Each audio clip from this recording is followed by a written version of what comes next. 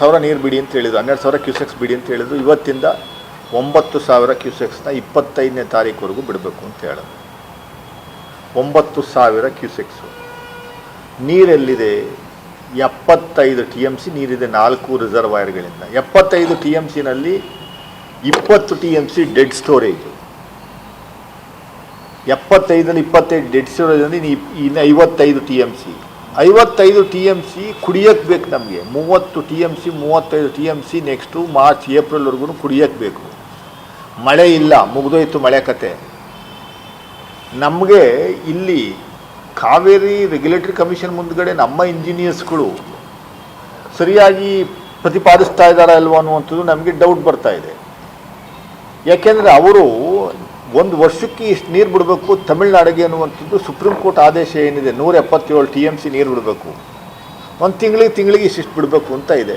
June ತಿಂಗಳಲ್ಲಿ ತಗೊಂಡ್ರೆ 9 TMC ಬಿಡಬೇಕು, ಜುಲೈಯಲ್ಲಿ ತಗೊಂಡ್ರೆ 31 TMC ಬಿಡಬೇಕು, ಆಗಸ್ಟಲ್ಲಿ 46 TMC ಬಿಡಬೇಕು, ಸೆಪ್ಟೆಂಬರ್ದಲ್ಲಿ 36 TMC ಬಿಡಬೇಕು. 4 ತಿಂಗಳಲ್ಲೇ 123 TMC ನೀರನ್ನು ಬಿಡಬೇಕು ಅಂತ ಇದೆ. ಮಳೆ ಇಲ್ಲ. ಮಳೆ ಎಷ್ಟು ಪ್ರಮಾಣ ಬೀಳುತ್ತೆ ಅದ್ರ ಪ್ರಕಾರ ಡಿಸ್ಟ್ರೆಸ್ ಫ್ಯಾಕ್ಟರ್ ಅಂತ ಒಂದು ಫೈಂಡ್ ಔಟ್ ಮಾಡಿ, ಸೂತ್ರ, ಸಂಕಷ್ಟದ ಸೂತ್ರ, ಅದ್ರ ಬೇಸಿಸ್ ಮೇಲೆ ಅದನ್ನು ಕ್ಯಾಲ್ಕುಲೇಟ್ ಮಾಡಿ ಬಿಡುವಂಥದ್ದಕ್ಕೆ ಅವಕಾಶ. ಮಾರ್ಚ್ವರೆಗೂ ಅವ್ರಿಗೆ ಬಿಡುವಂಥದ್ದಕ್ಕೆ ಶುರುವಾಗೋದು ಯಾವಾಗಿಂದ? ಏಪ್ರಿಲ್ 1ನೇ ತಾರೀಕಿಂದ ಮಾರ್ಚ್ 31st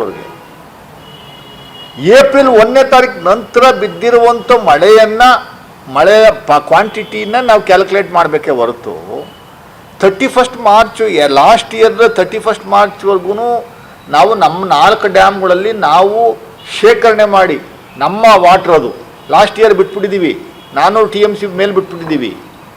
ಅದು ಬಿಟ್ಟಾದ ಮೇಲೂ ನಮ್ಮಲ್ಲಿ ನಾವು ಉಳಿಸ್ಕೊಂಡಿದ್ದೋ, ನಾವು ರೈತರಿಗೂ ಯಾರಿಗೂ ಕೊಡದೆ ಕುಡಿಯೋಕ್ಕೆ ನೀರು ಬೇಕು ಅಂತ 66 TMC ನೀರಿತ್ತು. ಈಗ ಅವ್ರು ಕ್ಯಾಲ್ಕುಲೇಟ್ ಮಾಡೋದು ಹೆಂಗೆ?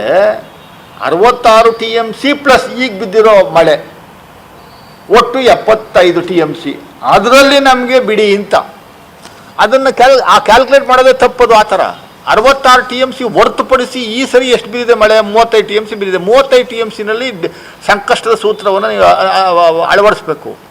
60-40 ರೇಷಿಯೋ, 60-40 ರೇಷಿಯೋ. ಆ 60 ಅವ್ರಿಗೆ ಬಿಡಬೇಕು, 40 ನಾವು ಇಟ್ಕೋಬೇಕು. ಅದು 35 TMC, 75 TMCಲಿ 60-40 ರೇಷಿಯೋ ತಗೊಳ್ಳೋಂಥ ಕೆಲಸವನ್ನು ಮಾಡ್ತಾವೆ. ನಮ್ದು ಹಳೆ ನೀರು ಸ್ವಾಮಿ, ಅದು ನಮ್ಮದದು, ನಾವು ಸೇವ್ ಮಾಡ್ಕೊಂಡಿದ್ದು ದುಡ್ಡದು, ಅದನ್ನು ಕೊಡೋಕ್ಕೆ ಬರಲ್ಲ ಅನ್ನುವಂಥದ್ದು ಹೇಳುವಂಥದ್ದು ನಾವು ನಮ್ಮಲ್ಲಿ ಮಾಡ್ತಾ ಇಲ್ವೋ ಏನೋ ಅಂತ ನನಗೆ ಅನಿಸ್ತಾ ಇದೆ.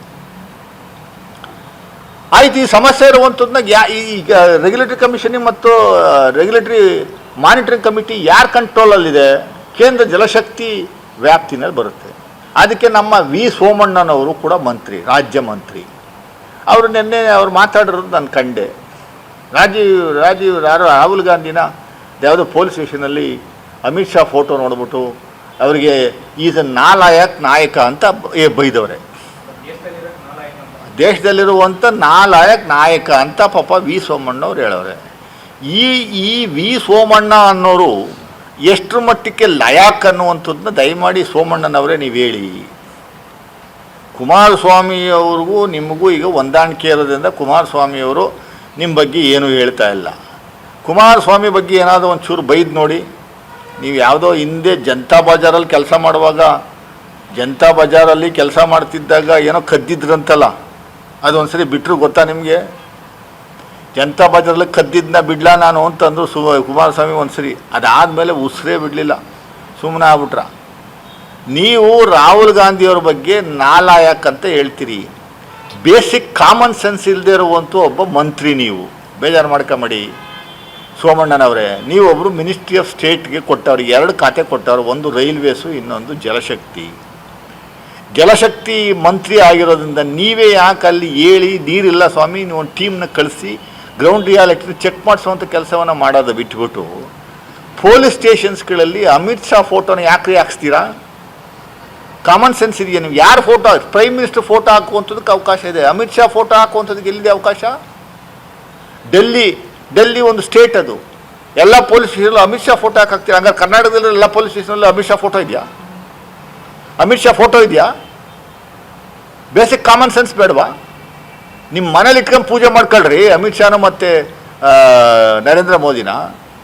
ಸರ್ಕಾರಿ ಕಚೇರಿಗಳಲ್ಲಿ ಯಾಕೆ ಹಾಕ್ತೀರಿ? ಅಂತ ಕೇಳಿದ್ದಾರೆ ಅವರು. ಸತ್ಯ ತಾನೇ ಅದು. ನಾಲಾಯಕತೆ ಕೇಳ್ತೀರಿ.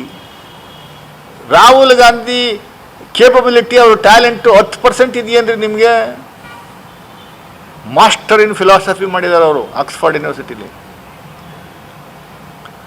ಪೋಸ್ಟ್ ಗ್ರಾಜ್ಯುಯೇಟ್ ಸ್ಟಡೀಸ್ ಮುಗಿಸಿರೋದವರು. ಅವ್ರನ್ನ ನೀವು ನಾಲಾಯಕ್ ಅಂತೀರಿ.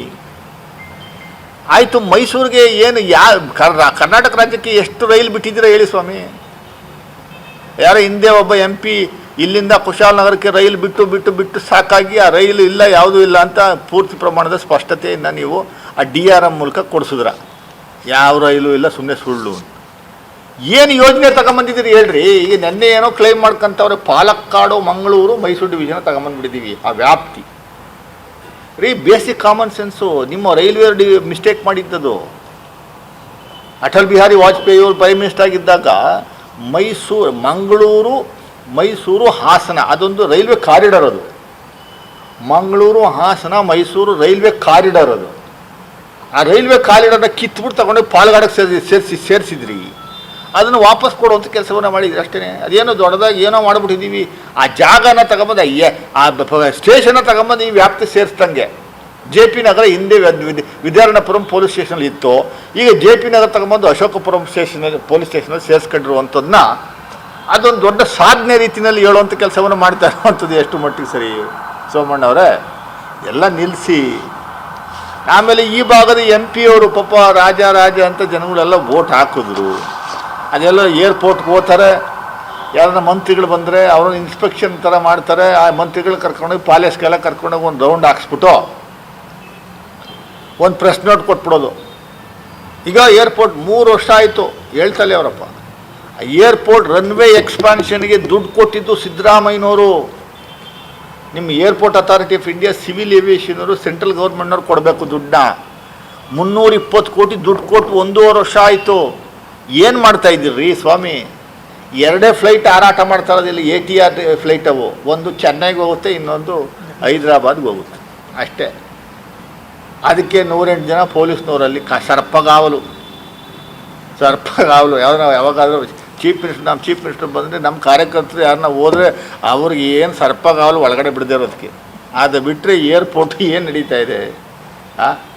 ನಿನ್ನೆ ದಿವಸ ಪಾಪ ರಾಮೋಜಿ ನಾಯ್ಡು ಸಿವಿಲ್ ಏವಿಯೇಷನ್ ಮಿನಿಸ್ಟ್ರಿಗೆ ಬಂದಿದ್ರು. ಏನಕ್ಕೆ ಬಂದಿದ್ರು? ಎಲ್ಲ ಒಂದು ರೌಂಡ್ ಹಾಕ್ಕೊಂಡು ಕರ್ಕೊಂಡೋಗಿ ಪ್ಯಾಲೇಸ್ ತೋರಿಸಿರು. ಇದು ಪ್ರೆಸ್ ನೋಟ್, ಎಲ್ಲ ಪ್ರೆಸ್ ನೋಟ್ ಕರೆಕ್ಟಾಗಿ ಕ್ಲೀನಾಗಿ ಇನ್ನು ಕೆಲವೇ ದಿನಗಳಲ್ಲಿ ದೊಡ್ಡ ಮಟ್ಟದ ಅನುಕೂಲವನ್ನು ಮಾಡಿಕೊಡ್ತೀವಿ ಅಂತ. ಏನು ಅನುಕೂಲ ಮಾಡಿಕೊಡ್ತಾ ಇದ್ದೀರಿ ಹೇಳ್ರಿ? 15 ವರ್ಷದಿಂದ ಈ ಭಾಗದಲ್ಲಿ ನಿಮ್ಮ 12 ವರ್ಷದಿಂದ ನಿಮ್ಮ ಭಾಗದಲ್ಲಿ, ಈ ಭಾಗದಲ್ಲಿ BJP MPನೇ ಇರೋದು. 12.5 ವರ್ಷದಿಂದ ಕೇಂದ್ರದಲ್ಲಿ BJP ಸರ್ಕಾರನೇ ಇರೋದು. ಮೈಸೂರನ್ನ ಒಂದು ಎಕ್ಸ್ಪ್ಯಾಂಡ್ ಮಾಡೋಕ್ಕಾಗಲಿಲ್ವಲ್ಲ ಸ್ವಾಮಿ ನಿಮ್ಮ ಕೈಲಿ?